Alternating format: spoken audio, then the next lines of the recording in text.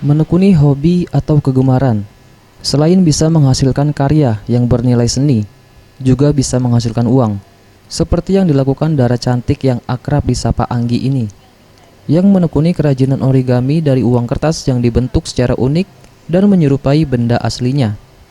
Seni melipat uang kertas tersebut diakuinya telah dilakoninya sejak 6 tahun lalu, dan kemudian berkembang menjadi ladang pekerjaan.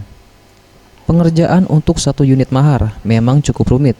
Diakuinya selain tergantung pesanan, juga berdasarkan besar dan kecilnya bentuk benda atau miniatur yang dikerjakan. Untuk jenisnya yang ditawarkan pun beragam, mulai dari berbentuk bunga, kaligrafi, dan yang paling banyak peminatnya ialah mahar yang berbentuk siluet kedua mempelai. 1 unit kerajinan biasa dijual dengan harga Rp350.000 hingga Rp3.500.000, tergantung tingkat kesulitan.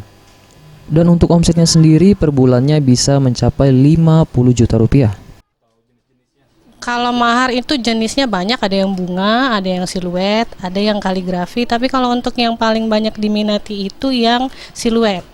Siluet itu jadi foto pengantinnya itu kita buat hitam putih dulu. Jadi siluet itu ada 2, ada yang fotonya itu biasanya pakai foto prawedding, itu dari depan sih biasanya kita buat hitam putih. Ada juga yang siluet dari samping.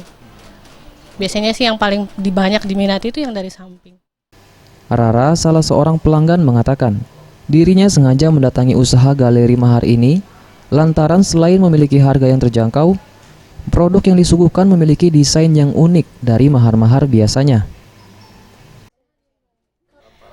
Di sini desainnya rapi, unik, dan juga banyak variasinya. Bagus lah untuk dijadiin mahar. Tim Liputan, Sriwijaya TV.